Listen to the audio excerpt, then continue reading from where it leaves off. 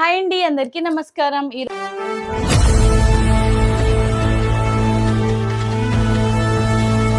ఈరోజైతే మనం శనగపిండితో ఒక మంచి రెసిపీ చేసేద్దాం. అది ఈజీగా క్విక్గా ఇంట్లో ఎలా తయారు చేయాలి, అది కూడా బేకరీ స్టైల్ ఎలా వస్తుంది అనేది ఇప్పుడు చూద్దాము. ఆ రెసిపీ ఏమీ లేదండి, వినాయకుడికి చాలా అంటే చాలా ఇష్టమైన మోతీచూర్ లడ్డు. ఇప్పుడు దాన్ని ఎలా ప్రిపేర్ చేయాలో చూద్దాం.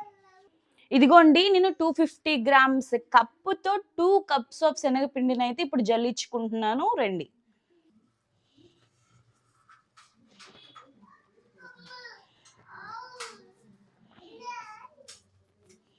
కొంచెం సాల్ట్ వేస్తున్నానండి ఈ పిండిలోనే. ఇదిగోండి, నేనైతే ఫుడ్ కలర్ యాడ్ చేస్తున్నాను. దీంట్లో ఫుడ్ కలర్ యాడ్ చేస్తేనే బాగుంటుంది. ఆరెంజ్ కలర్ తీసుకున్నాను నేను, కొంచెం యాడ్ చేశాను. ఇప్పుడు వాటర్ పోసుకొని మొత్తం కలుపుకుందాం. వావ్, చూడండి, ఆరెంజ్ కలర్లోది ఎల్లోకి వచ్చేసింది.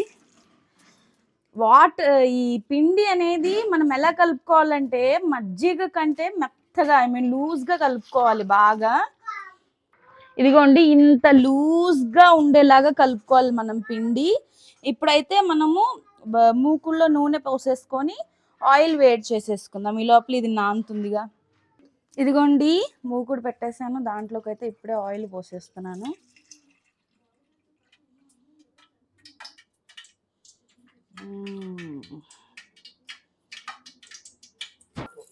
ఇదిగోండి, ఫస్ట్ ఇలా పోసేసుకొని ఒక్కసారి గ్లాస్తో మనం ఇలా ప్రెస్ చేసుకుంటే మంచిగా స్పీడ్గా దిగిపోతుంది. ముందు నురగ వస్తుందండి, ఆ నురగ మొత్తం పోయిన తర్వాత కదిపితే నీట్గా ఉంటుంది. ఇదిగోండి, మనం వేసినప్పటికీ ఇప్పటికీ చూసేసారా, నురగ చాలా వరకు పోయింది. అందుకని ఒక 1 మినిట్ ఆగితే అదే పోతుంది. అప్పుడు కలుపుదాం ఒకసారి.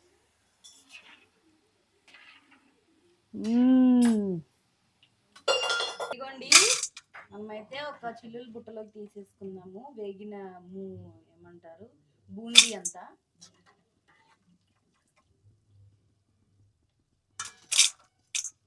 ఇప్పుడైతే బూందీ వేయించేసుకున్నాం కదండి. ఇదిగోండి, ఎంత క్రిస్పీగా వచ్చిందో చూడండి. సౌండ్ తెలుస్తుంది కదా, ఇలా కరకరలాడుతూ వస్తే సూపర్ ఉంటుంది. ఇదిగోండి, బూందీ అంతా. ఇప్పుడైతే ఒక మూకుడు పెట్టేసుకొని మనము ఏ కప్పుతో అయితే పిండి తీసుకున్నామో అదే కప్పుతో 2.5 కప్స్ పంచదార అయితే తీసుకుందాము.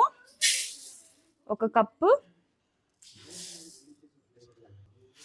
ఇదిగోండి, 2.5 కప్పు పంచదార తీసుకున్నాను. ఇప్పుడు ఇదే కప్పుతో వాటర్ తీసుకుందాం. ఇప్పుడు అదే కప్పుతో వాటర్ కూడా పోసేసుకుందాం. ఒకసారి కలుపుకుందాము, మొత్తం వాటర్ అంతా మిక్స్ అవ్వాలి కదా.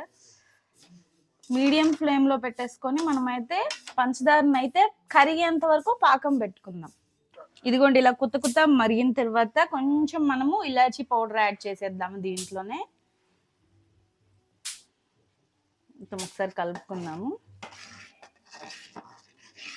ఇప్పుడు కొంచెం ఫుడ్ కలర్ కూడా మళ్ళీ యాడ్ చేసుకుందాం మనము.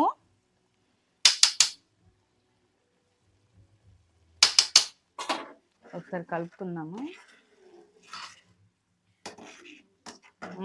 చూసారా, కలర్ చేంజ్ అయిపోయింది.